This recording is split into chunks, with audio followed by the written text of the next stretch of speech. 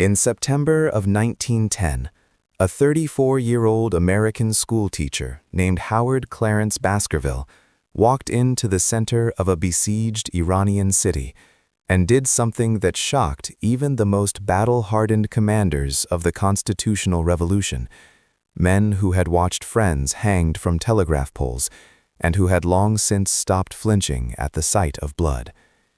He did not walk in as a diplomat. He did not walk in as a soldier of fortune, chasing glory or gold in a foreign land.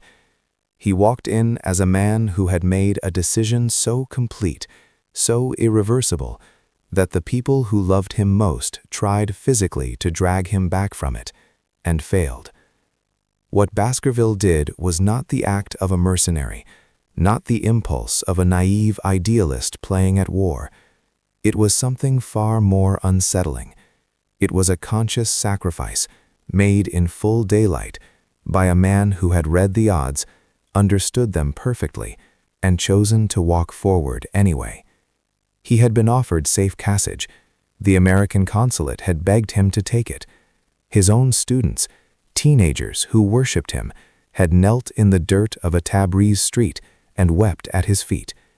He looked at every one of them, said something in quiet Farsi that no official record preserved, and walked toward the royalist gens anyway. By the following spring, the constitutional movement he died for had been drowned in blood. Over 3,000 Iranians who had dared to believe in a government with limits, who had dared to believe that a king could be made answerable to law, were executed, exiled, or simply disappeared. The city of Tabriz, which had become the last beating heart of Persian constitutionalism, was left half-starved and half-ruined, its most important documents scattered, burned, or smuggled out in the linings of coats. And the name of the one foreigner who had died for that dream was quietly, almost deliberately, removed from the history that the great powers preferred to tell.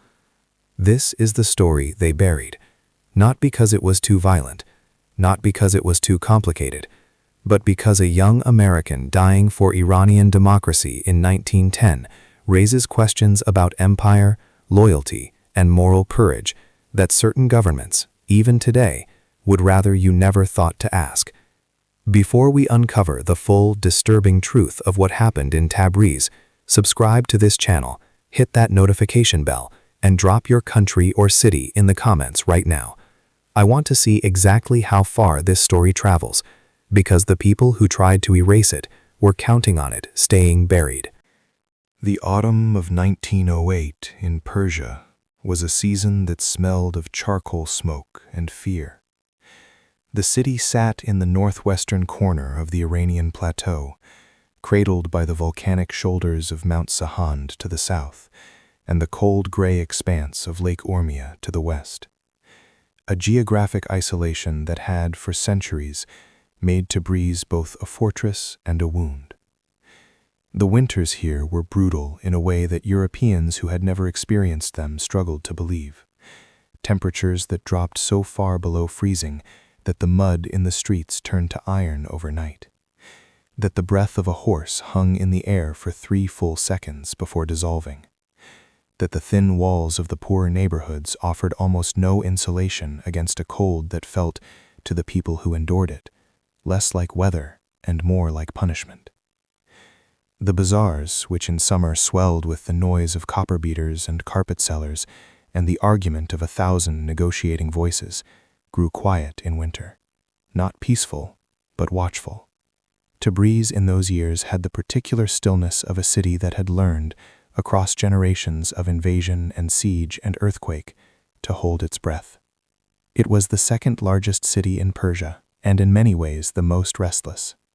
Its population of roughly 200,000 included Azerbaijani Turks, Armenians, Assyrians, Jews, and a merchant class that had maintained trading relationships with Russian Tiflis and Ottoman Istanbul for so long that its political imagination was by Persian standards startlingly cosmopolitan.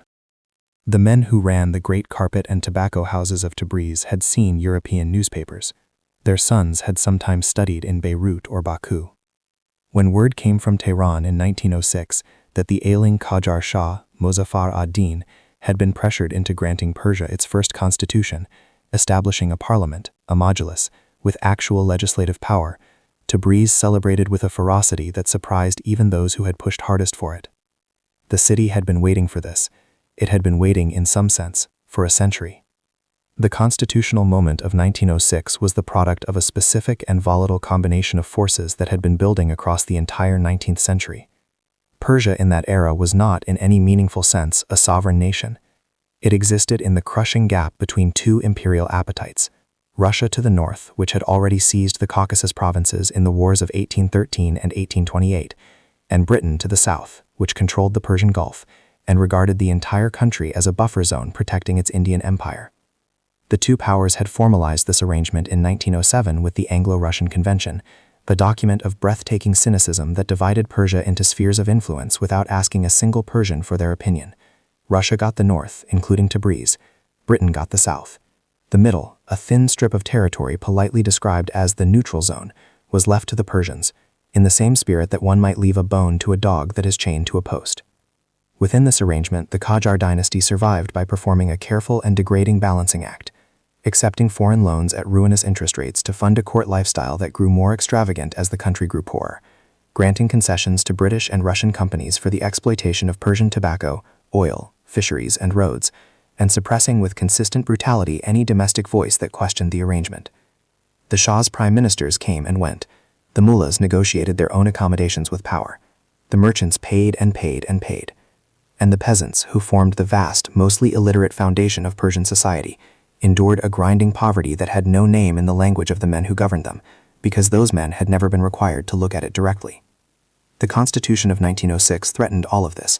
It was a modest document by the standards of European liberalism. It did not abolish the monarchy, did not separate religion from the state, did not extend rights to women or the landless poor in any practical sense, but it did one thing that the Qajar court and its foreign patrons found genuinely intolerable. It said that the Shah's power was not absolute. It said that a parliament existed, that laws required the parliament's approval, that the king was answerable to something beyond his own will. In the corridors of Russian imperial administration in Tiflis, and in the offices of the British Foreign Office in London, this was noted with concern. A constitutional Persia was a Persia that might, eventually, be ungovernable on foreign terms. The Convention of 1907 had been partly designed to prevent exactly that outcome. When Muzaffar ad-Din died in January 1907 and was succeeded by his son Muhammad Ali Shah, the constitutional experiment met its true enemy. Muhammad Ali was a man of singular and focused malevolence toward the idea of limited monarchy. He was 35 years old when he took the throne, had been raised in Tabriz as crown prince under Russian tutelage, spoke Russian more comfortably than he spoke his own people's languages, and regarded the Majlis with a contempt so open and so consistent that it functioned almost as a political strategy. He wanted the constitutionalists to know exactly how he felt so that they would understand what was coming. What came in June of 1908 was the coup. Muhammad Ali Shah, with the direct military assistance of the Russian-officered Persian Cossack Brigade and the tacit approval of both imperial powers, ordered his forces to surround the Majlis building in Tehran and bombard it with artillery. Deputies who had been sitting in session were killed at their desks. The leaders of the constitutional movement who could be caught were arrested. Some were hanged within days. The constitution was declared suspended. The dream of a Persian parliament, 2 years old, appeared to be over. But Tabriz did not accept this. While Tehran capitulated, while other cities fell into sullen submission or outright collaboration with the restored autocracy, Tabriz rose. The city's constitutionalist fighters, the Fedai, irregular militias organized around neighborhood and guild and political club, took control of the city and declared that the constitution was still in force, that the Shah's coup was illegitimate, and that Tabriz would hold until the rest of Persia woke up. This resistance, which would last for 11 extraordinary months, became known as the Tabriz Siege. It was, by any serious historical measure, one of the most remarkable urban insurgencies of the early 20th century, and it was almost entirely erased from the history that the colonial powers wrote afterward. The man who would define and ultimately destroy the Tabriz resistance was not Muhammad Ali Shah himself. The Shah was in Tehran, insulated by his Cossacks and his Russian advisors. The man on the ground, the man who turned the siege into something methodical and sadistic, was a royalist commander named Rahim Khan Chalabianlu. And to understand what Howard Baskerville walked into when he arrived in Tabriz, you must first understand what kind of man Rahim Khan was, and how he became that way. Rahim Khan was born in 1869 in the villages southeast of Tabriz, the fourth son of a minor tribal chief whose authority rested entirely on his ability to field armed riders when the larger powers required them. His childhood was one of calculated violence and dependent loyalty. His father served whoever paid, switched allegiances with a fluency that he presented to his sons not as treachery, but as pragmatism, as the only honest response to a world where the strong did whatever they wished, and the weak invented principles to explain why they had not resisted. Rahim Khan absorbed this lesson completely. He was, by his own later accounts, a gifted student of human weakness.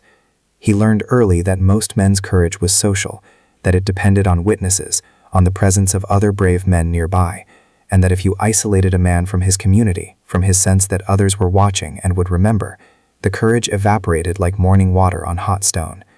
He rose through the irregular military structures of the Qajar state by demonstrating a capacity for punitive violence that his superiors found useful and a little disturbing in equal measure. He pacified restless villages. He collected overdue taxes in provinces where previous collectors had been turned back. He earned a reputation not for cruelty exactly. Cruelty implies emotion, implies that the suffering of others registers as something, but for a cold administrative thoroughness in the application of force. When he was given command of the royalist forces surrounding Tabriz in 1908, he was not given the assignment because anyone in Tehran believed he was brilliant. He was given it because everyone in Tehran believed he would finish it.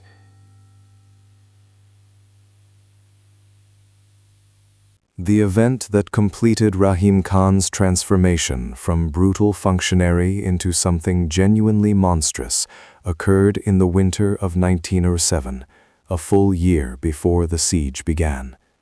He had been sent to suppress a small constitutional committee that had formed in a village called Ligban, 40 kilometers east of Tabriz. School teachers, a doctor, a mullah of reformist inclination, a handful of young men who had been reading newspapers from Tehran and had begun holding meetings to discuss what the new constitution might mean for their community. Rahim Khan arrived with 60 riders. He arrested the committee's 7 members, held a proceeding that lasted approximately 20 minutes, and then made a decision that no order from Tehran had required or even suggested. He had all 7 men buried alive in the village square, in front of their families, in the middle of the afternoon. He remained to watch it completed. He ate his evening meal in the headman's house before riding back. A witness who survived to give testimony years later said that Rahim Khan had appeared throughout the entire proceeding to be doing arithmetic in his head, working through some private calculation that had nothing to do with the people dying in front of him. That witness's testimony is preserved in a single document, in a single archive, in a city that has changed its name 3 times since 1910. Almost no one has read it. Almost no one knows it exists. And that, as you will come to understand, is precisely the point. Howard Clarence Baskerville arrived in Tabriz in the autumn of 1907, carrying a single leather trunk, a Presbyterian missionary commission, and a particular quality of stillness that the people who knew him best found either deeply reassuring or quietly unnerving, depending on how much they understood it. He was 22 years old. He stood 5 feet 10 inches tall, lean in the way that young men from the American plains were lean, not from deprivation, but from motion, from a childhood spent in the wind-scoured landscape of Nebraska, where the horizon was always visible and always receding. His most remarked-upon physical feature, the one that appears in every account written by people who knew him, was his eyes, a pale, unhurried gray that people consistently described as older than his face. Students at the American Memorial School in Tabriz, where he would teach English, history, and Bible studies, called them cheshmaye kakistari, ash-gray eyes, and said that when he looked at you during a lesson, he appeared to be reading something written behind your words, some text you hadn't spoken yet. Those eyes appear in the one surviving photograph of Baskerville, a formal portrait taken in 1908, in which he is seated, wearing a dark jacket, one hand resting open on his knee in a gesture that manages to look simultaneously composed and ready. The ash-gray eyes look directly into the camera with an expression that is not quite a smile and not quite a challenge, something between the two that has no single word in either English or Farsi. He was born in 1885 in Campbell, Nebraska, the son of a Presbyterian minister whose faith was of a demanding intellectual variety, not the fire and submission Presbyterianism of revival tents, but the kind that assigned theological texts alongside Scripture, that expected questions, that regarded doubt as a form of serious engagement rather than a failure of devotion.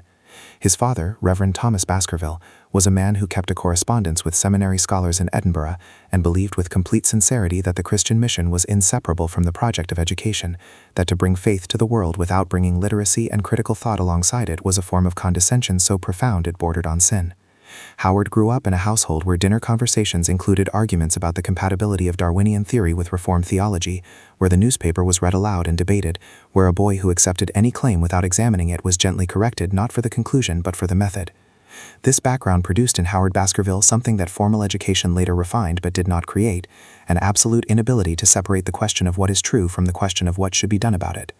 He graduated from Princeton Theological Seminary in 1907, the youngest in his cohort, regarded by his professors as exceptionally gifted, and, in the coded language that academic evaluations use to flag the inconvenient, unusually independent in his moral reasoning.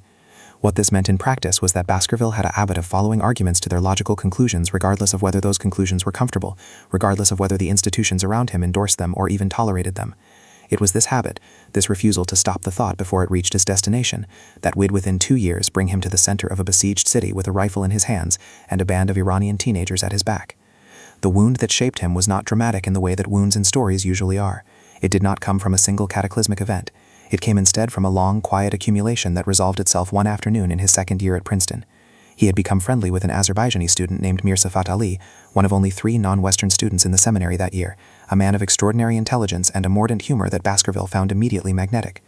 Over the course of a year and a half, Fatali described to Baskerville, not as complaint but as simple matter-of-fact narration, what life in Persia was like for an educated man who had committed the error of developing opinions, the routine humiliation of the concession system, the way foreign interests had mapped the country into zones of extraction while Persian officials were paid to look elsewhere, the specific texture of a life lived under a sovereignty that was, in any practical sense, fictional.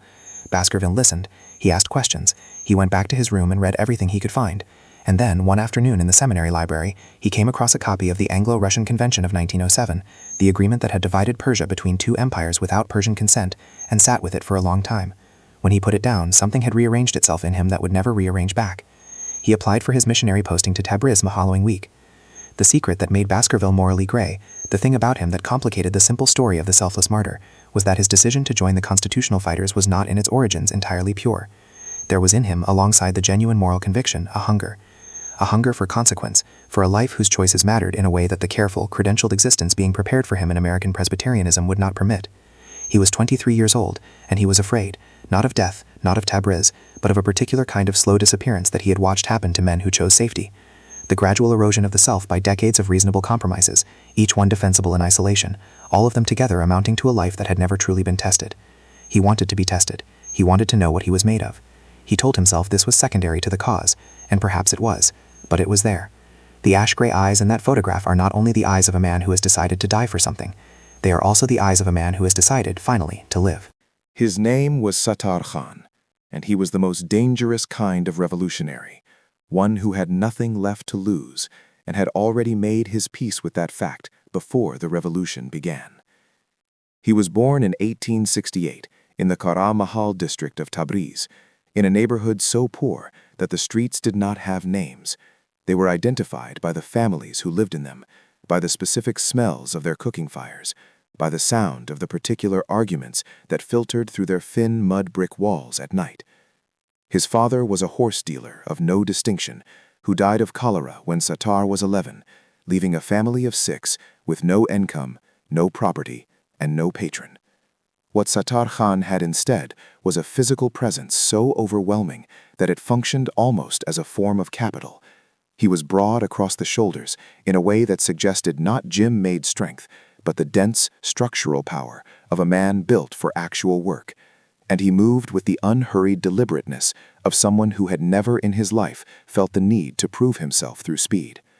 By the time he was 16, he was working as a groom, then as a caravan guard, then, in the transition that defined most young men of his background who were not afraid, as an irregular fighter for whoever was paying and whose cause was not actively repugnant. His most unforgettable physical feature was a scar that ran from the outer corner of his left eye to the hinge of his jaw, a clean line, almost surgical, left by a cavalry saber during a skirmish in 1895 that Sattar Khan was not supposed to survive. People who met him for the first time invariably looked at the scar first, then looked away, then found themselves looking back. It did not disfigure him. It organized his face around itself, gave it a center of gravity that made him look perpetually mildly amused by whatever was happening, as though the world's violence was not surprising to him, merely familiar. His fighters, who called him Khan with a fervor that was closer to love than respect, said the scar was where God had aimed and missed. Sattar Khan never corrected this interpretation. The wound that made him was the death of his younger brother Hossein in 1903, killed during a factional dispute in the Tabriz Bazaar, not by royalists, not by foreign soldiers, but by the armed retainers of a local landlord whose territory had been challenged by a rival merchant. Hossein was 19 years old. He was not involved in the dispute. He was in the wrong street at the wrong moment, and he was killed with the casual efficiency of a man who knew there would be no consequences for killing him, because there never were for men of his class, in his neighborhood, in his city. Sattar Khan attended the burial, went home, sat in silence for 3 days, and then went back to the street where it happened, and stood there for a long time, looking at the stones. What he was calculating, in those days of silence, was not revenge in the personal sense. He was calculating the architecture of a world in which Hossein's death was not only possible, but inevitable, tracing it back through its causes, the way you might trace a crack in a wall back to the place where the foundation had failed.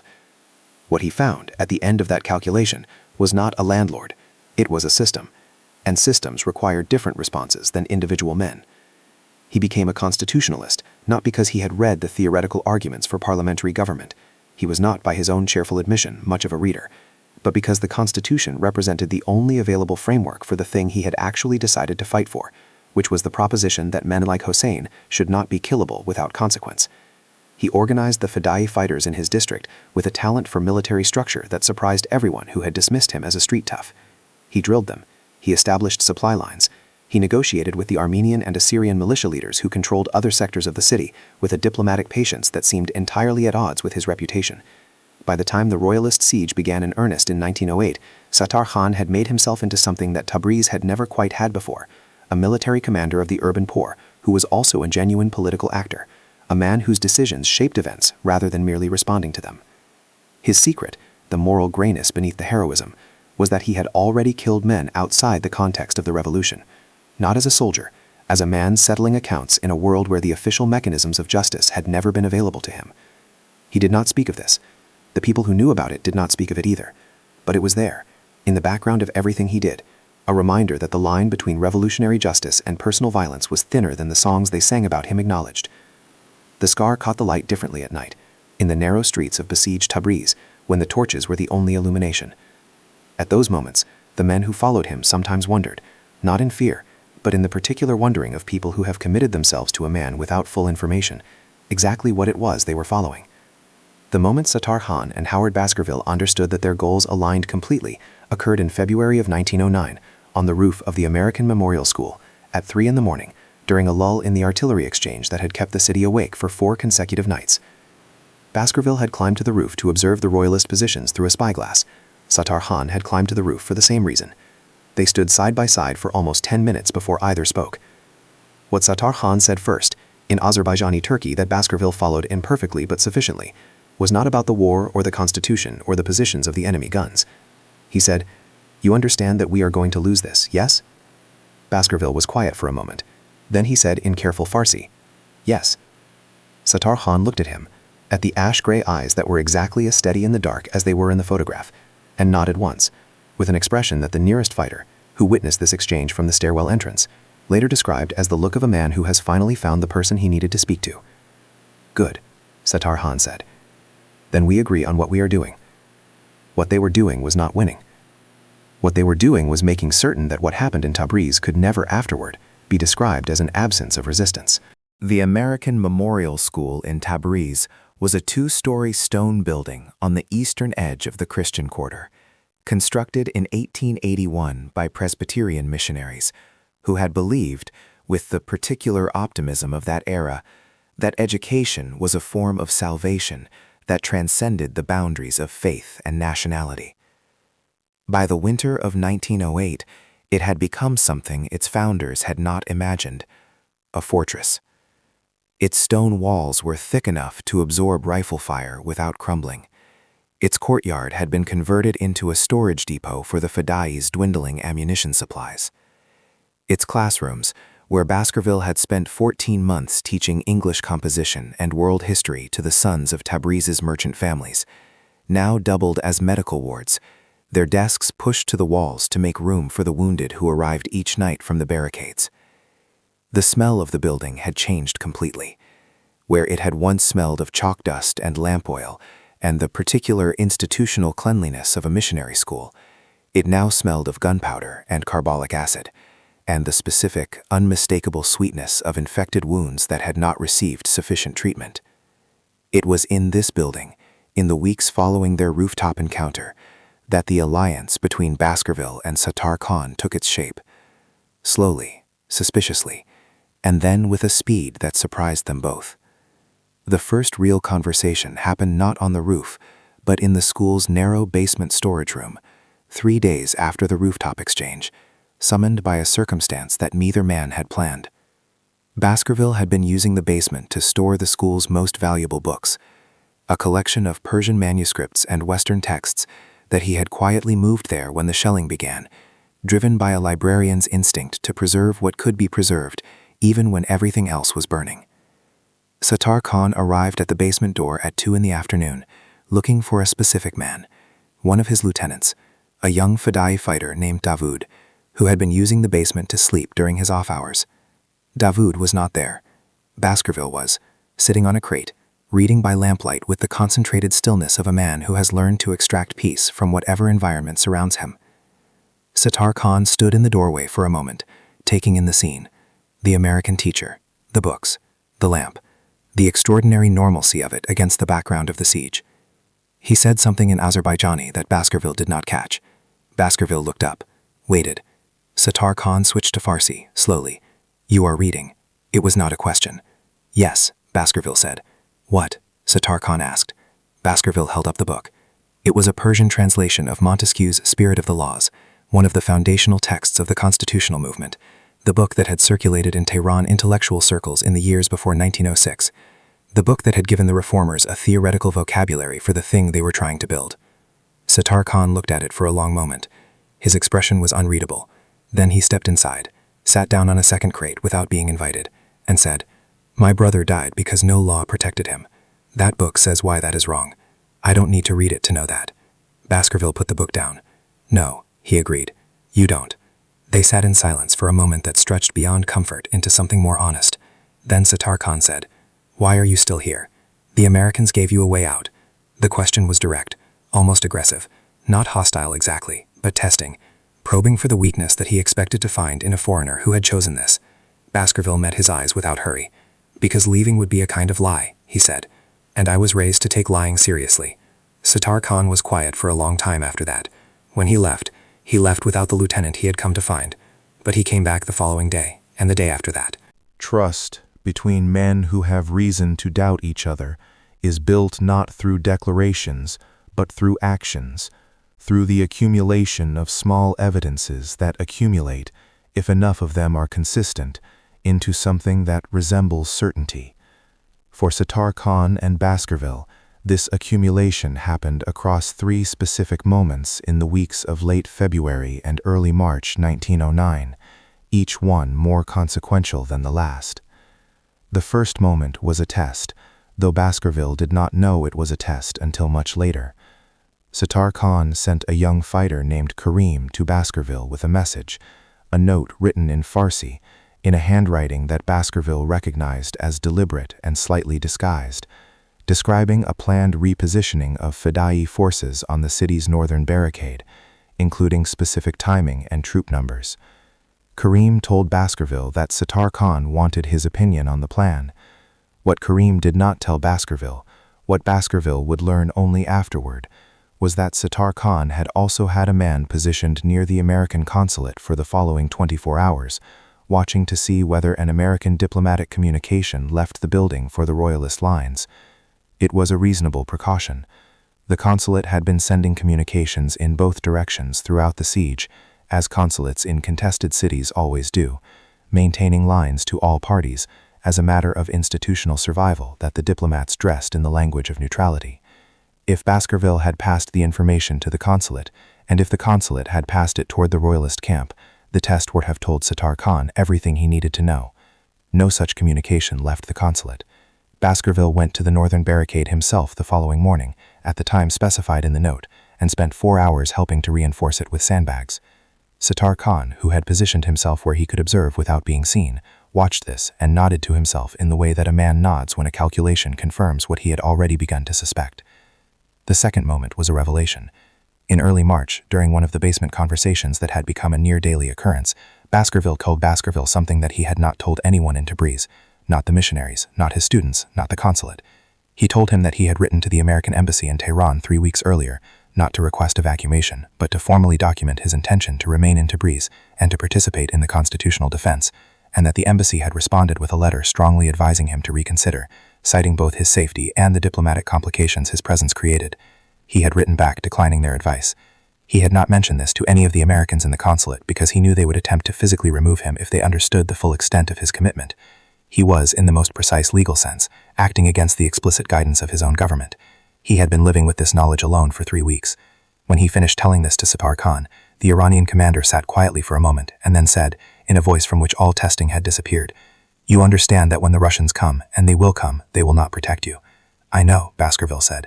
"I stopped being an American citizen in the relevant sense when I decided to stay." Sattar Khan looked at him with something in his expression that was close to grief and said nothing further for a long time. The third moment was the one that sealed it. In the second week of March, Baskerville was making his way back to the school through the Armenian quarter when he turned a corner and walked directly into a Royalist reconnaissance patrol, 4 armed men who had penetrated the Fidai lines during a shift change on the eastern barricade. There was a moment of perfect stillness, the kind that occurs when all parties in an unexpected encounter simultaneously calculate their options. Baskerville was unarmed. The patrol leader, recognizing from his clothing and his face that he was a foreign civilian, began to raise his hand in a gesture that might have been a greeting or might have been a signal. The moment was suspended long enough that the distinction remained permanently unclear. What resolved it was Sattar Khan, who appeared from the side street to Baskerville's left with 3 Fidai fighters, placed himself between Baskerville and the patrol with a physical decisiveness that made the geometry of the situation unambiguous, and said, in a voice that carried no aggression but absolute finality, that the patrol had made a navigational error and should correct it. The patrol leader looked at Sattar Khan's scar, looked at the 3 fighters behind him, made a calculation, and withdrew. Sattar Khan turned to Baskerville afterward and said only, "You should not walk without a companion." He did not frame it as a favor. He framed it as a military observation. But his hand, as he said it, rested briefly on Baskerville's shoulder. Not a grip, just a placement, 2 or 3 seconds. And that was the full vocabulary of what was being communicated. It was 5 days after this incident that Sattar Khan made his confession, the revelation that changed the moral texture of everything that followed, that made him irreducibly human in a way that pure heroism never permits. They were on the roof again, the roof that had become their habitual meeting place for conversations that required the open air and the darkness to make them possible. Sattar Khan had been quiet for most of the evening, a different quality of quiet from his usual stillness, troubled rather than composed. Baskerville waited. He had learned across weeks of these conversations that Sattar Khan's silences were not empty but gestational, that they were the process by which he moved toward something he needed to say and had not yet found the form for. When Sattar Khan finally spoke, he did not look at Baskerville.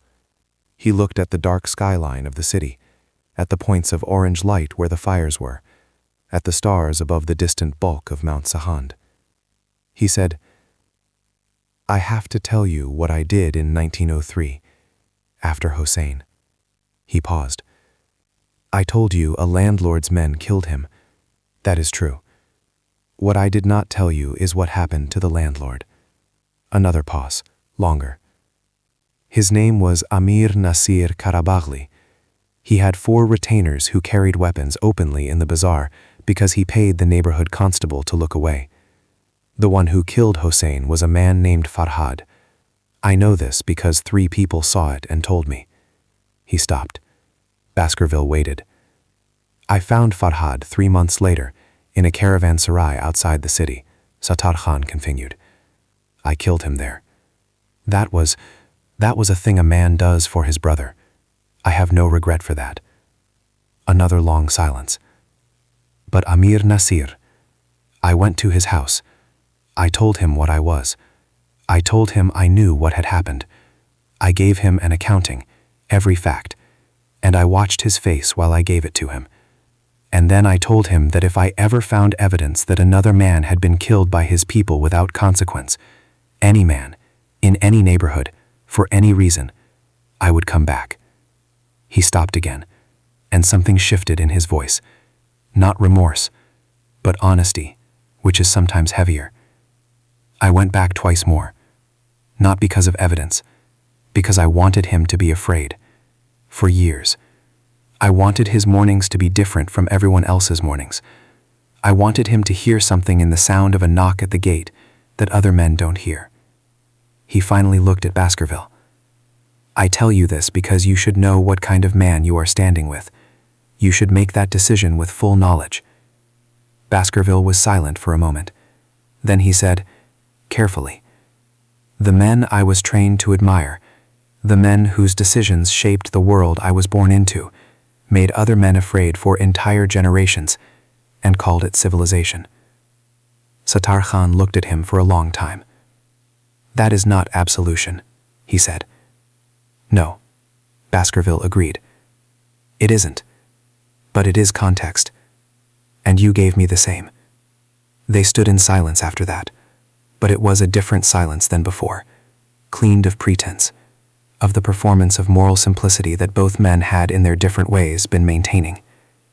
What remained was the thing underneath, 2 people who understood each other accurately, which is rarer and more valuable than being understood charitably. The plan they developed over the following week was not born from optimism. It was born from the recognition that the siege had entered its terminal phase, that the food reserves were down to weeks rather than months, that the royalist lines were tightening, and that the only remaining chance to break the encirclement, to open a supply corridor from the unconquered villages to the north, required a frontal assault on the royalist positions at the Bagh-e-Shamal Gate, the city's northern entrance, which Rahim Khan had reinforced with 2 artillery pieces and an estimated 300 armed men. Baskerville had spent 3 nights drawing maps by lamplight, calculating angles and distances with the methodical precision that his Princeton training had given him, and that Sattar Khan's battlefield experience had immediately recognized as useful. The plan was to use a diversionary attack on the eastern barricade, a feint, drawing Rahim Khan's attention and reserves eastward, while a strike force of 150 Fidai fighters, led by Baskerville on the left flank, and a senior commander named Hassan Aga on the right, advanced through the gap in the royalist lines that the diversion would create. If the diversion succeeded, if the timing held, if the royalist response was sufficiently slow, the strike force could reach the gate and hold it long enough for a supply convoy to enter the city. If any of these conditions failed, the strike force would be caught in the open, between the diverted eastern forces returning and the entrenched northern position, with no cover and no retreat. Sattar Khan laid out these failure conditions without softening them. He planted the seeds of doubt not to discourage the plan, but because men who walk into danger without knowing the full dimensions of it die faster and more uselessly than men who know exactly what they are risking. Both possibilities, success and failure, were spoken aloud, given names, looked at directly. Then the plan was confirmed. The attack would begin at dawn on April 19, 1909. If you have made it this far into this story, if you are still here, still listening, drop a 7 in the comments right now. I want to know who is with us at this point in the story, because what happens next is the part that the history books refuse to finish. The morning of April 19, 1909, arrived in Tabriz with a particular clarity that the Iranian plateau produces in spring. A sky so uniformly pale and cold that it seemed less like weather and more like a statement. the atmosphere stripped of everything soft and decorative, reduced to its functional essence. At 4:30 in the morning, the city was quiet in the way that besieged cities are quiet before an operation. Not peacefully, but with the held-breath quality of 1,000 people who know something is about to happen and have made their separate private accommodations with that knowledge.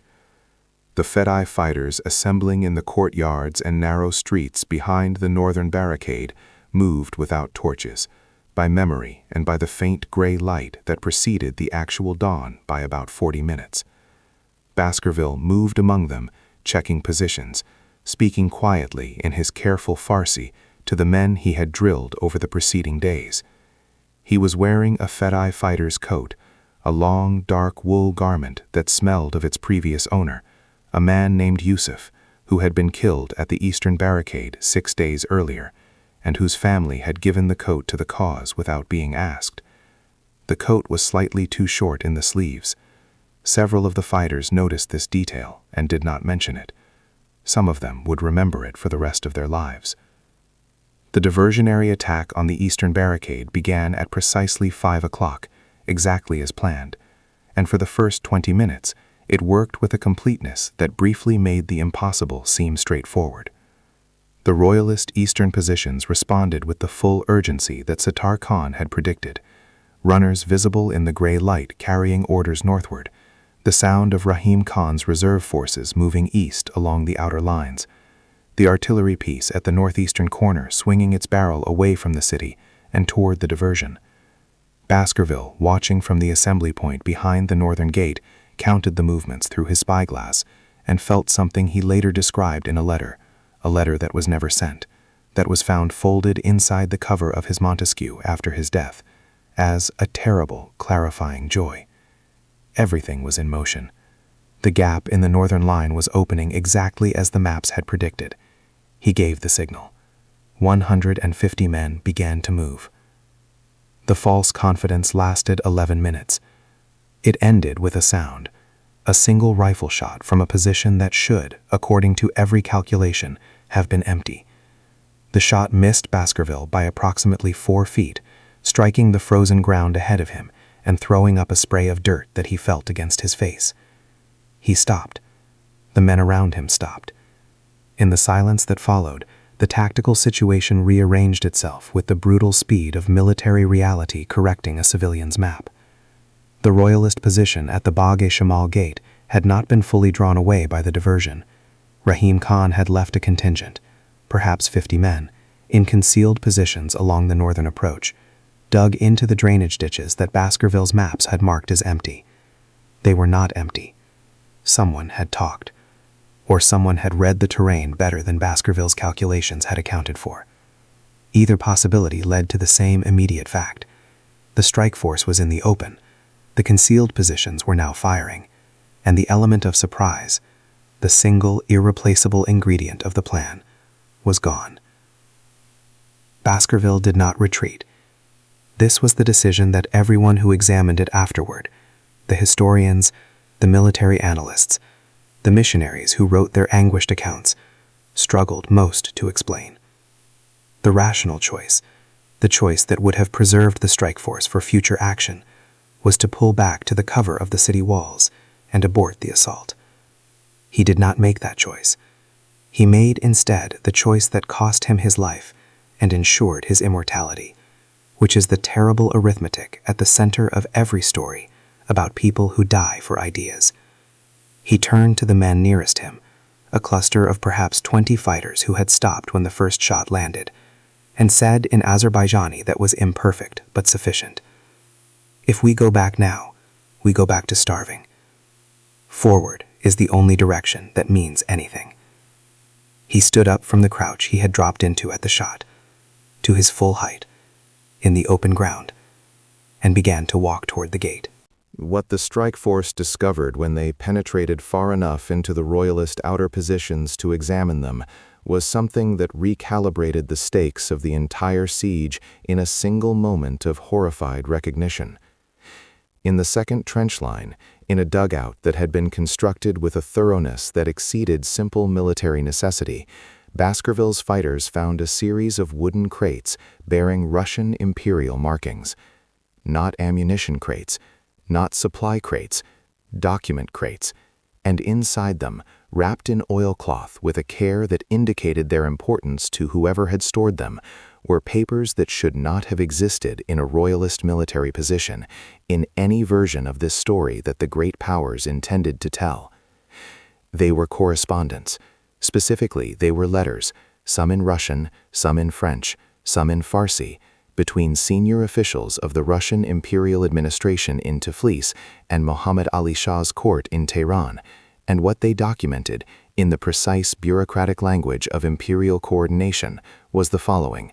The royalist siege of Tabriz had not been an independent Persian military operation. It had been planned, financed, and partially staffed by Russian imperial intelligence from its inception. The 2 artillery pieces at the Bagh-e-Shamal gate had been provided by the Russian military mission in Tehran. Rahim Khan's irregular forces had been supplemented at 3 specific points during the siege by Russian Cossack advisors operating in civilian dress. And most damningly, most relevantly to everything that had happened over the preceding months, the starvation strategy, the deliberate cutting of Tabriz's food supply lines that had reduced the city's civilian population to eating boiled leather and grass by March of 1909, had been explicitly recommended in writing by a Russian military advisor named Colonel Grigory Volkonsky, whose report to Tiflis described it as the most efficient method of reducing constitutional resistance without requiring a direct assault that might attract unfavorable international attention. The fighters who found these documents did not fully understand everything they contained. Their Russian was minimal, their French non-existent, but Baskerville understood. He crouched in that dugout in the early morning light of April 19th, with the sounds of fighting still audible from both directions, and read Colonel Volkonsky's report twice. The handwriting was clean and professional. The reasoning was impeccable by the cold standards of imperial strategy. The document had been written in an office, by a man at a desk, about the starvation of a city of 200,000 people, and it read exactly like every other bureaucratic report that every other empire had ever produced about the management of populations that had made the error of wanting to govern themselves. There was no anger in it, there was no cruelty, there was only the smooth, frictionless efficiency of power that has never been required to look at what it produces. Baskerville folded the report and placed it inside his coat, against his chest. He would carry it there for the remaining hours of his life. The first death came at 7:14 in the morning, 23 minutes into the assault on the Bagh-e-Shamal gate. His name was Davoud Mirkarimi, the same young fighter who had been sleeping in the school basement when Sattar Khan first met Baskerville there. He was 19 years old, the son of a Tabriz carpet merchant, and he was the fastest runner in the strike force, which was why Baskerville had positioned him on the left flank, where communication between the assault's 2 wings required constant movement across exposed ground. He was crossing an open section of the approach road when a royalist marksman in the elevated position above the gate found him in his sights. The shot was precise. Davoud fell forward and did not move. The men near him did not stop. They had been trained not to stop, because stopping to tend to the fallen in an assault meant that the living joined the dead. But several of them looked, involuntarily, in the way that human beings look at death when it arrives suddenly, as though the looking might find some error in the fact of it. There was no error. Davoud Mirkarimi lay in the road with his face turned sideways, and his right hand still gripping the message he had been carrying, and the morning continued around him with complete indifference to what it had just taken. The second death was calculated, in a way that made it more disturbing than the first. His name was Hassan Aga, the senior Fadai commander who led the right wing of the assault, one of the most experienced military minds in the constitutional resistance, a man who had survived the full 11 months of the siege through a combination of tactical intelligence and a physical instinct for cover that his fighters called his sixth sense. He was killed not by the royalist defenders at the gate, but by a shot from behind, from the direction of the city, from the direction from which no enemy fire should have been possible. It took the men around him several seconds to understand what had happened, and then several more seconds to understand what it meant. Someone inside the city, inside the constitutional lines, inside the community of people who were supposed to be fighting on the same side, had positioned themselves to kill Hassan Aga at this precise moment. The shot was not stray. It was not a mistake of trajectory or identification. It was placed too perfectly, at too critical a moment, at a man too specifically targeted, to be anything other than what it was, an assassination, executed from within the resistance, by someone who had been paid or coerced or converted by Rahim Khan's network of informants that had, it was now clear, penetrated deeper into the Fidai structure than anyone had imagined. Hassan Aga died on the ground of the city he had defended for 11 months, killed by someone who knew his face, his position, and the exact moment when his death would cause maximum damage. The fighters who witnessed it did not speak about it afterward for many years. When they did, they spoke about it in the particular tone of people describing a wound that never entirely closed. The third death was Baskerville's own, and it was the most disturbing of the three, not because of its violence. It was, in strictly physical terms, a straightforward death, a single shot, quick, but because of the full weight of its context, the accumulated meaning of everything that had brought this specific man to this specific piece of ground at this specific moment in history. He had reached within 80 meters of the Baskerville gate. The strike force had taken heavy casualties but had not broken. They were still moving, still pressing the assault with the particular momentum that Sattar Khan had identified as the Fidai's most important tactical asset, the willingness to absorb punishment without stopping. The royalist defenders at the gate were, for the first time in the engagement, showing signs of pressure, firing faster, less accurately, the rhythm of controlled defense giving way to something more reactive. The gate was not open, but it was closer to open than it had been. The supply corridor was not established, but its possibility was not yet extinguished. These are the conditions under which men like Baskerville make the decisions they make, not in the presence of certain failure, but in the presence of uncertain possibility, which is the cruelest kind of threshold to be standing at when death arrives. The shot came from the elevated position above the gate at approximately 8:45 in the morning. It struck Baskerville in the chest. He went down immediately, without the dramatic backwards fall of films and stories. He simply folded, the way a standing thing folds when the tension that held it upright is suddenly removed. The fighters near him reached him within seconds. He was alive. He would remain alive for approximately 4 minutes, conscious for perhaps 2 of them. One of the fighters who held him in those last minutes, a 17-year-old named Mirza Ali who survived the siege and lived until 1971, giving a recorded interview at the age of 79, said that Baskerville's ash-gray eyes were open and focused until the end, that he appeared to be looking at something specific in the sky above him, and that the last thing he said was in Farsi, 3 words, Nashud wali shud. It did not succeed, but it happened. The grammar of it in Farsi carries a weight that the translation cannot fully hold. The acknowledgement of failure and the assertion of existence as 2 things that do not cancel each other, that can both be true simultaneously, that must both be true simultaneously, for the life being ended to have meant what it meant. The Baskerville gate did not open that morning. The supply corridor was not established. The assault failed, in the precise military sense of failing to achieve its objective. The surviving fighters withdrew to the city walls, carrying their dead when they could and leaving them when they could not. Baskerville was carried back. The coat that had belonged to Yusuf, whose sleeves were slightly too short, was still on him. The Volkonsky report was still inside it, against his chest, folded in its oilcloth, the bureaucratic handwriting of a Russian colonel, undisturbed by the morning's events. The crisis that followed was not the military kind. The military situation was already lost. Everyone who looked at it honestly had known it was lost for weeks. The crisis was the kind that occurs inside people, inside communities, when the death of someone who should not have died makes visible everything that was wrong with the world that killed them. Sattar Khan, who received the news of Baskerville's death in the eastern sector where he had been managing the diversionary attack, sat down on a wall when the runner told him and remained sitting for a long time without speaking. The men around him did not speak either.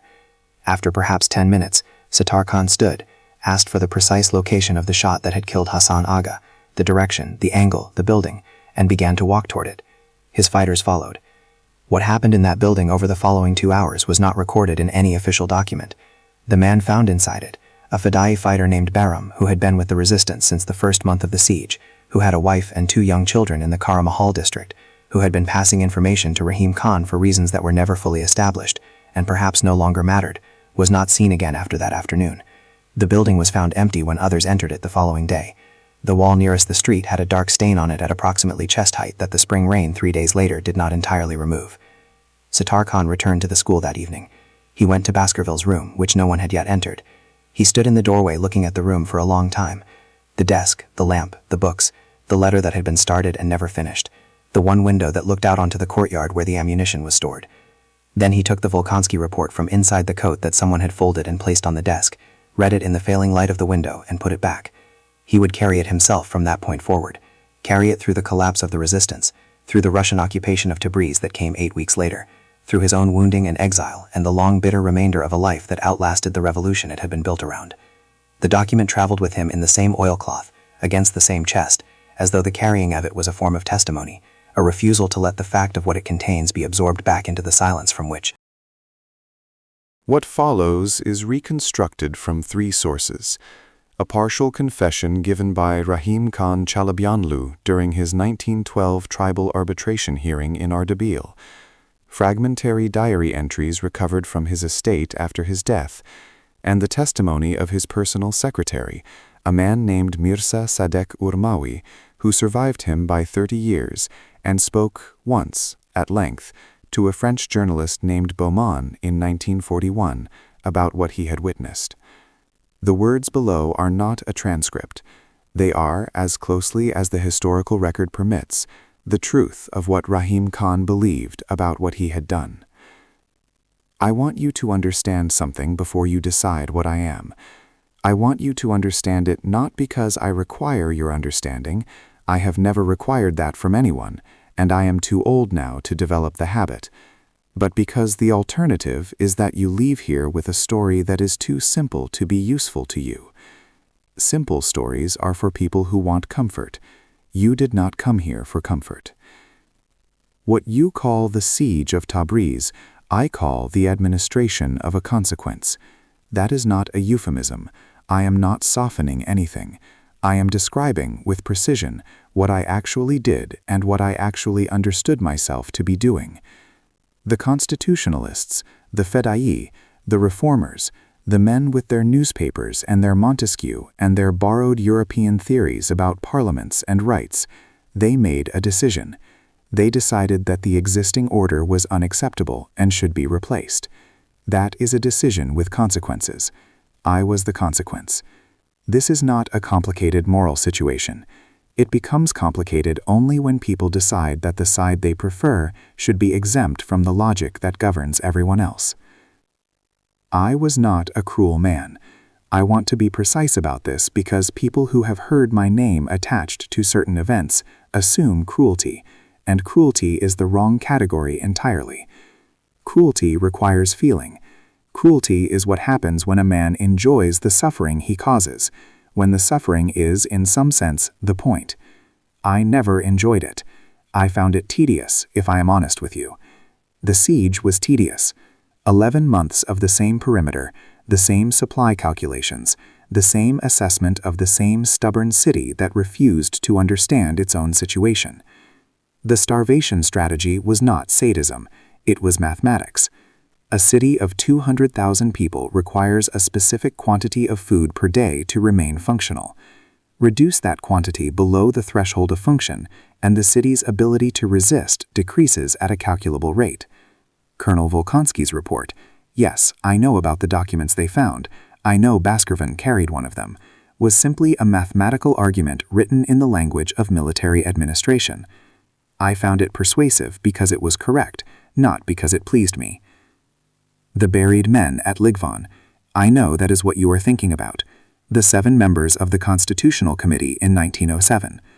I will tell you what I told the arbitration hearing in 1912, which is the complete truth as I understand it.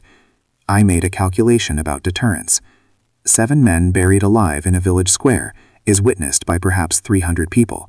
Those 300 people tell 3,000 more. Those 3,000 people make a decision when they are considering whether to form their own constitutional committee that incorporates what they have been told. Most of them decide not to form the committee.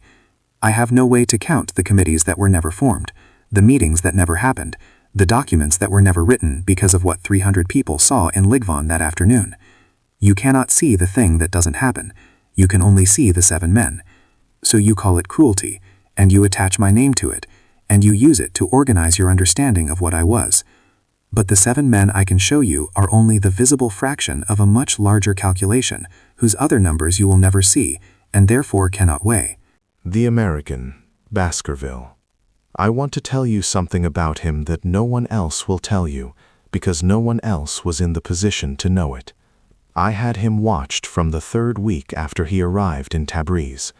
I had reports on his movements, his conversations, his relationships with the Fidai, his communications with the consulate, for the entirety of the siege.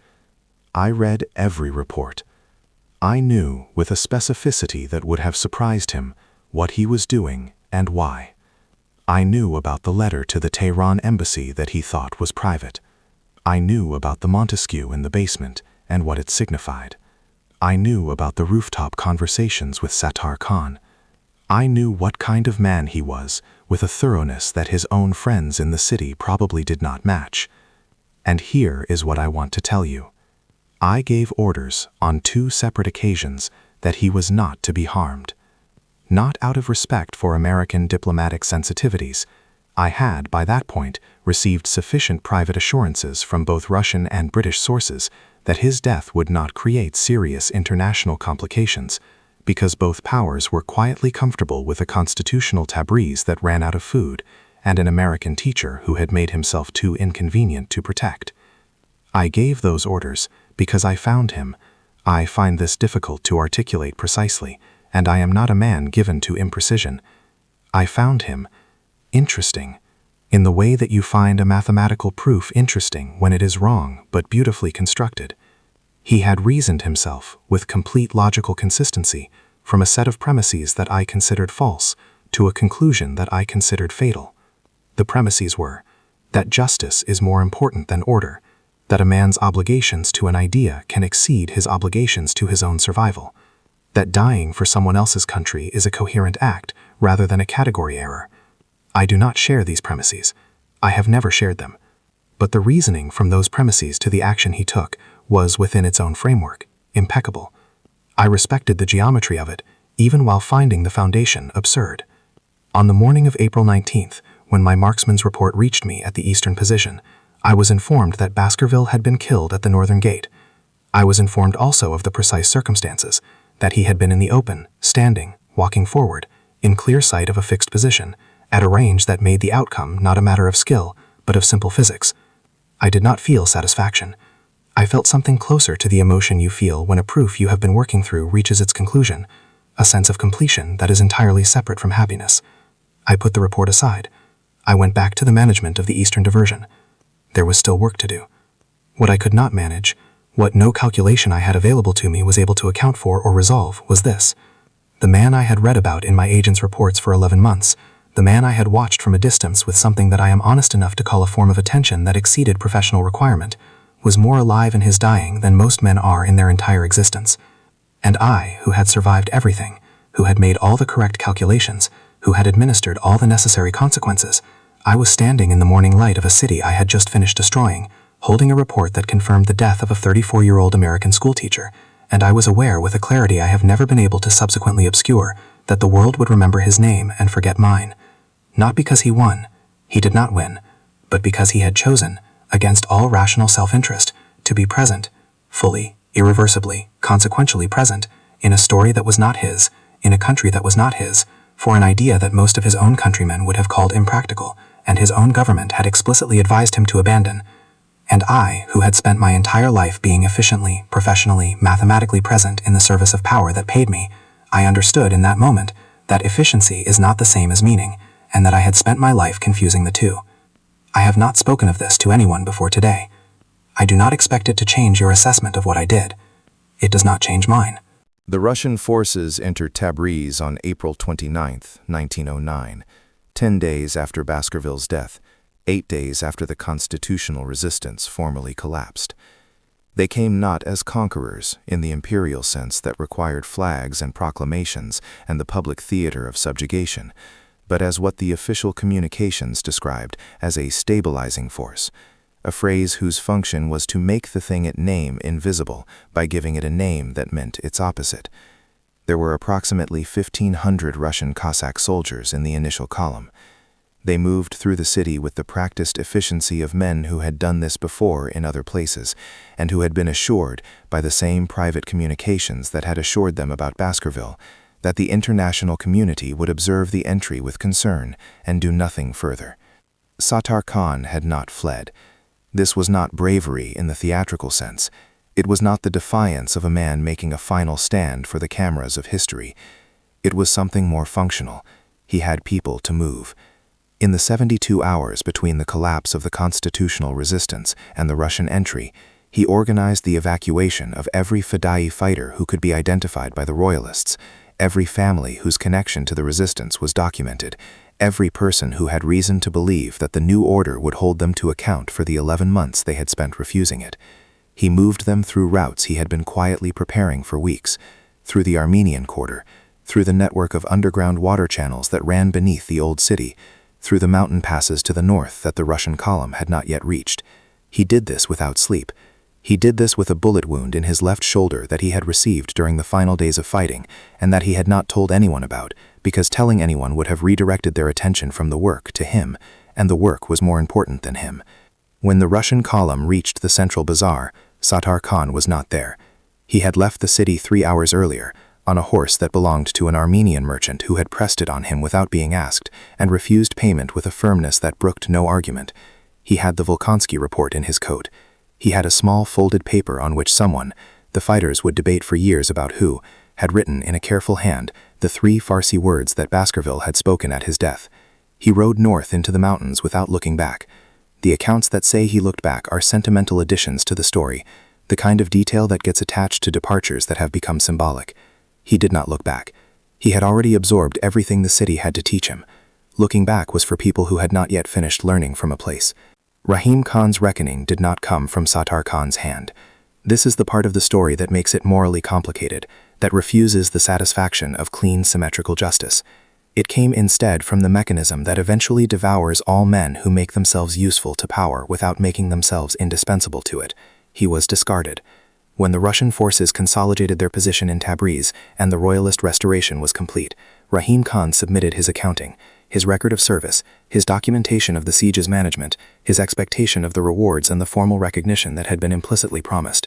What he received in return was a provincial administrative posting of no significance, a stipend that was an insult calculated to a precise degree, and a private communication from Tehran that made clear, in the careful language of courts, that his further prominence was considered inconvenient to the narrative of legitimate royal authority that the restored Qajar government wished to project. He had been the consequence. Now the consequence had been administered. He was no longer required. He spent the years between 1910 and 1915 in a deteriorating estate outside Ardabil, watching the constitutional revolution he had helped to suppress nonetheless complete itself, watching the Majlis reconvene in 1909, watching Muhammad Ali Shah be deposed and exiled, watching the constitution he had spent 11 months strangling be restored by the very forces he had been paid to defeat. He died in 1915 of causes that his family described as natural, and that the one surviving medical account described with a clinical vagueness suggesting that whoever wrote it had decided the full details were not worth the trouble they would create. He was 46 years old. The estate was sold to pay debts.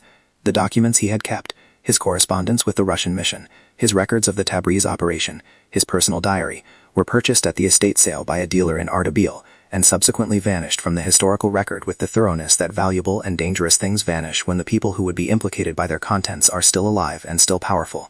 The Volkonsky report, the single copy that had traveled in Baskerville's coat, and then in Sattar Khan's, was the only piece of that documentary record that survived. The impossible choice came for Sattar Khan not in Tabriz, but in Tehran, in the summer of 1910, 14 months after the city's fall, and 6 months after the constitutional forces had, against all probability, succeeded in overthrowing Muhammad Ali Shah and restoring the Majlis. He was in Tehran as a celebrated figure, the Lion of Tabriz, as the newspapers called him, the commander who had held the city for 11 months against the combined resources of the Qajar court and Russian imperial support. He was celebrated with the particular fervor that revolutionary societies direct toward their martyrs and their survivors, which is to say, he was celebrated in a way that contained, beneath the surface of the celebration, a profound discomfort with what he actually represented. The constitutional government that had been restored was not the revolutionary movement that had fought for it. It was the moderated, compromised, institutionalized version of that movement, the version that the merchant classes and the senior clergy and the foreign-educated reformers were comfortable with, the version that had made its accommodations with the great powers and with the structures of existing wealth, and was now primarily interested in stability.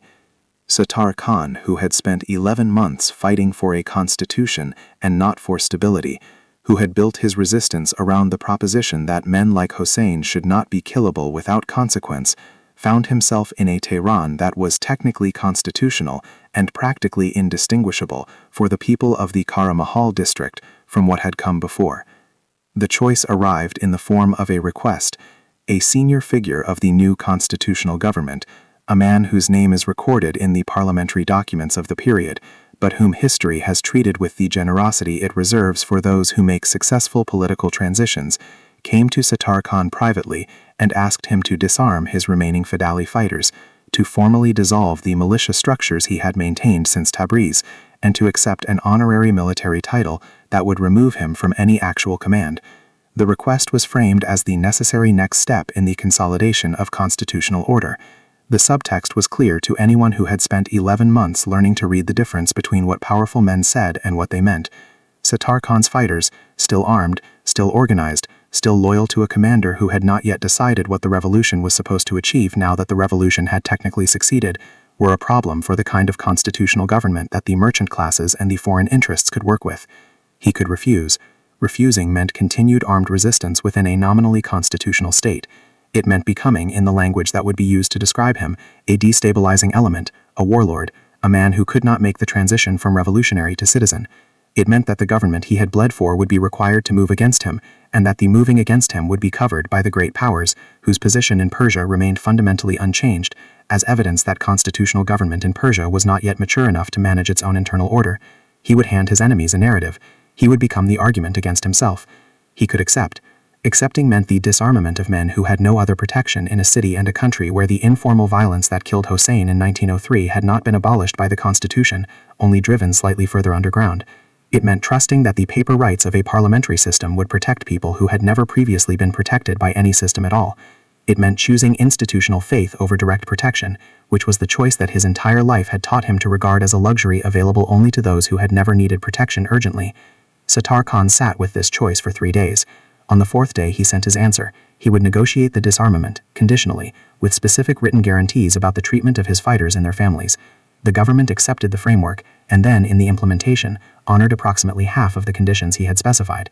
This is not a story about betrayal. It is a story about the distance between what institutions promise and what they deliver, a distance that is consistent enough across enough different kinds of institutions in enough different periods of history that it functions less like a failure and more like a structural feature of the relationship between revolutionary movements and the governments that succeed them. Sattar Khan understood this. He had understood it before he sent the answer. He had made the choice anyway, chosen the imperfect institution over the continued armed assertion of the principle, because he had spent 11 months watching what the alternative cost, in the specific human currency of Dawood Mir Karimi and Hassan Aga, and a 34-year-old American teacher whose coat sleeves were too short, and he had decided that the price of purity was something he was no longer able to ask other people to pay.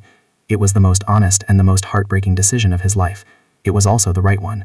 In the 48 hours following Sattar Khan's agreement with the constitutional government, a small group of surviving Fedai fighters gathered in a private house in the southern district of Tehran to establish what they called, in the single document recording the meeting, the Covenant of the Witnesses.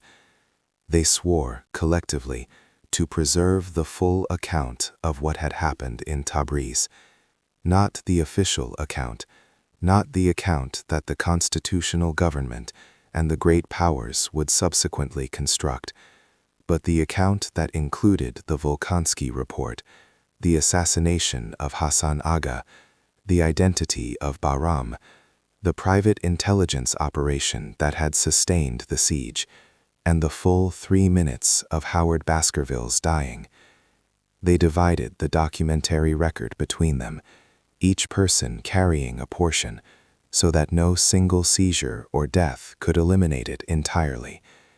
They agreed on a silence that was not concealment, but patience, the understanding that some truths require more time than a single lifetime to find the conditions in which they can be spoken safely. The covenant held for 31 years before the first fragment surfaced. The full record has never surfaced. Parts of it may still exist, in the specific locations where men who had made an oath about preservation chose to place the things they were preserving. Parts of it are certainly gone. The Volkonsky report, the one that traveled in Baskerville's coat, then Sattar Khan's, then passed through hands whose names are only partially recorded, was last documented in the possession of a Tabriz archivist named Hossein Adil in 1946. After that, nothing. A gap in the record that is shaped exactly like a deliberate removal. By the spring of 1911, the men and women who had survived the Tabriz siege had scattered across a geography of exile and quiet disappearance that mapped almost precisely the shape of a defeated idea.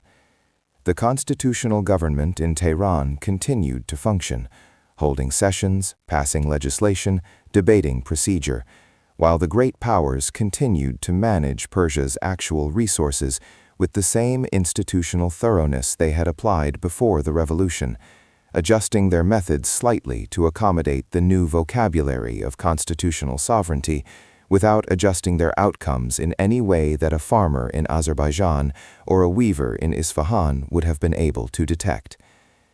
Sattar Khan remained in Tehran after the disarmament agreement, living in a house in the Atabak garden district provided by a merchant who had supported the resistance from a safe distance and now wished, in the way that safe distance supporters often do, to convert his financial contribution into proximity to the man it had funded. The wound in Sattar Khan's shoulder, the one he had refused to acknowledge during the evacuation of Tabriz, had not healed cleanly. By 1912, it had become a chronic source of pain that limited the movement of his left arm, and that the Tehran physicians who examined it described, with the carefully hedged language of men diagnosing someone famous, as manageable. It was not, in any meaningful sense, manageable. It was the wound of a man who had delayed treatment past the point where treatment could fully repair the damage, which was consistent, in the most painfully precise way, with every other decision he had made about the relationship between his own body and the work that body was required to do. In 1914, Sattar Khan suffered a stroke that left him partially paralyzed. He died in Tehran on November 4th of that year, at the age of 46, the same age, with a coincidence that no one who knew both men's stories was able to encounter without a long pause, as Rahim Khan had been when he died the following year. His funeral drew thousands. The newspapers that had called him the Lion of Tabriz printed long commemorations that described his courage and his sacrifice and his central role in the constitutional victory, and said almost nothing about what he had actually believed, about what he had actually fought for, about the distance between the revolution he had made and the government that had succeeded it. The scar on his face, the one that ran from his left eye to the hinge of his jaw, was mentioned in almost every obituary, as a detail of drama, of visual interest, without any of the writers pausing to note that it was the scar of a man who had survived a wound that was meant to kill him, and who had then spent the next 19 years being killed by increments, by the accumulation of what surviving costs. Howard Baskerville was buried in Tabriz on April 21, 1909, 2 days after his death, in the Christian cemetery of the city. The American consulate arranged the burial with quiet efficiency, and then, with equal efficiency, arranged for the formal diplomatic record to describe his death as the consequence of his own decision to become involved in a local political dispute, language that was technically accurate in the way that describing the sinking of a ship as the consequence of contact with water is technically accurate. His family in Nebraska received a letter of condolence from the Presbyterian Missionary Board that described him as a devoted educator who had died in service to his community. It did not describe which community. It did not describe the service.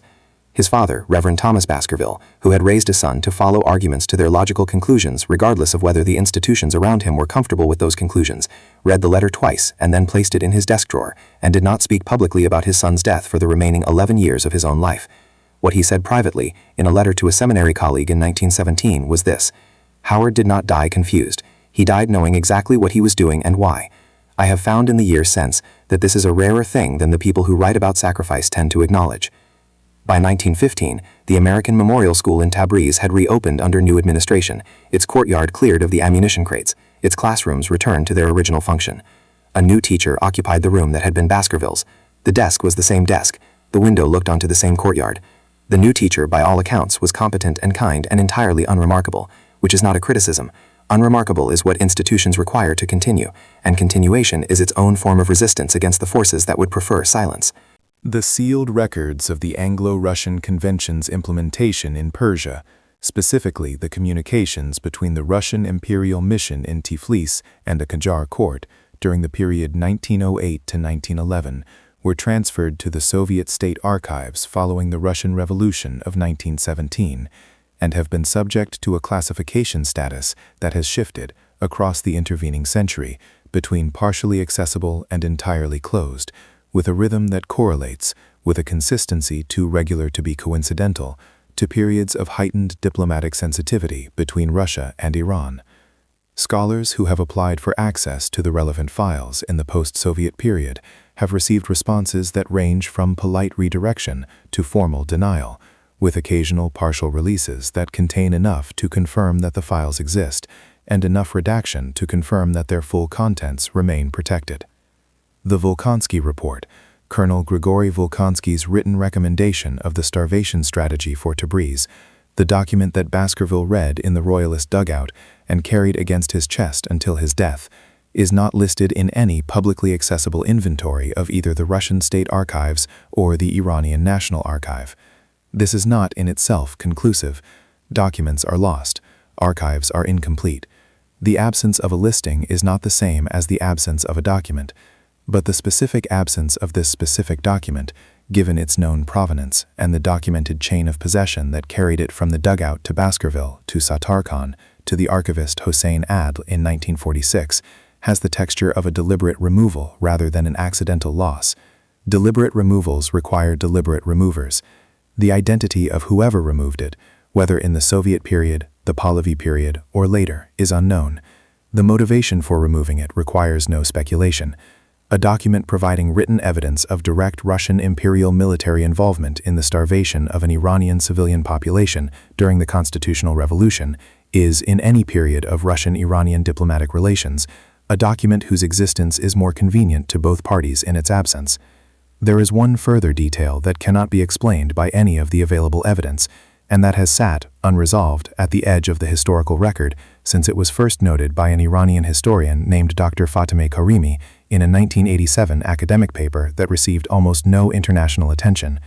In the Christian cemetery of Tabriz, at Baskerville's grave, there is an inscription that was not placed there by the American consulate, not placed there by the Presbyterian Missionary Board, not placed there by any organization or individual whose identity has ever been established. It is in Farsi. It was noted for the first time in a traveler's account from 1923, which means it was placed sometime in the 14 years between the burial and that account, years that included the Russian occupation, the First World War, the collapse of the Qajar dynasty, and the establishment of the Pahlavi state, any one of which would have made the placing of such an inscription a deliberate act requiring both commitment and risk. The inscription reads, in translation, "He was not from here. He knew what that meant and stayed anyway. No one knows who wrote it. No one knows who placed it. The grave still exists. The inscription is still there. It has never been satisfactorily explained, which means that somewhere in the gap between 1909 and 1923, someone who understood the full weight of what Howard Baskerville had done made a decision, quiet, anonymous, permanent, to say so." What the story of Tabriz reveals about human nature is not what we usually hope stories about sacrifice will reveal. We want them to reveal that goodness is rewarded, that courage produces victory, that a man who dies for the right reasons dies for something that succeeds.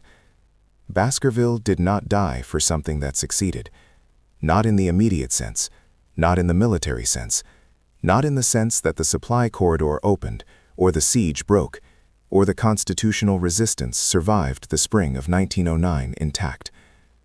What he died for succeeded only in the way that ideas succeed, when they are embodied completely enough to become impossible to fully erase. Not as policy, not as outcome, but as evidence. Evidence that the thing was real, that someone, confronted with the full knowledge of the cost, considered it worth paying. This is not a comfortable thing to derive from a story. It does not resolve into a lesson that can be applied efficiently. It sits instead as an uncomfortable presence in the mind, the way genuinely important things sit, not answering questions, but making certain questions impossible to stop asking. What it means for us today is something specific, and something that the architecture of the present moment makes it very easy to avoid thinking about. We live in a period of remarkable sophistication about the mechanisms of power. We have access to more information about how the world is organized, who benefits from its organization, and at whose expense that benefit is maintained, than any previous generation in human history. We have the Volkansky reports. We have, in digital form, archived and searchable, the equivalents of every piece of correspondence that was hidden in those royalist crates, the bureaucratic logic of every starvation strategy applied to every city that has ever refused to understand its own situation in the terms that power preferred. What we do with that information, whether we carry it, as Baskerville and Sattar Khan carried the report, as a form of testimony against forgetting, or whether we process it as content, as one data point among millions, and move on, is the question that Tabriz, from 1909, is still asking us. It is asking it quietly, from a grave in a Christian cemetery in northwestern Iran, in an inscription placed by someone whose name we do not know, whose courage we cannot measure, who did what they could with what they had, and left the evidence for someone else to find. The question that this story will not let you stop asking, the one that surfaces in the space between sleep and waking, in the particular quiet after you have turned off a video or closed a book, is this: at what point does knowing something require you to do something? Not Baskerville's something, not Sattar Khan's something, your something, in your context, with your specific resources and your specific risks, and your specific version of Tabriz that surrounds you. The constitutional fighters of 1909 did not have better information than the people who watched the siege from a comfortable distance and made their accommodations with whoever won. They had the same information. What they had differently was a decision about what information obligates. That decision, not the courage, not the sacrifice, not the dramatic death in the open ground before a gate that did not open. That decision is the thing that is still available to you, right now, today, in whatever city you are in when you finish watching this. If this story stayed with you, if it made you think, made you uncomfortable, or made you quietly angry at the distance between the history we are taught and the history that actually happened, then it did exactly what it was supposed to do. Drop a comment below with this question: if you had been in Tabriz in 1909, with full knowledge of the odds, what would you have done? There is no correct answer. That is precisely why the question matters. If you found this channel for the first time today, subscribe now, because every story we tell here is one they tried to bury. A young American teacher, a scarred Iranian commander, a Russian colonel's report that vanished from every official archive on Earth. We bring them back, not to make you feel good about the past, to make you think clearly about the present. Next week, we cover the story they called a diplomatic incident and buried in 3 different countries' classified files simultaneously. The Persian journalist who printed the truth about the oil deal and was never seen again. Tehran, 1933. You will not find this story in any textbook. You will not forget it after you hear it. We will see you there.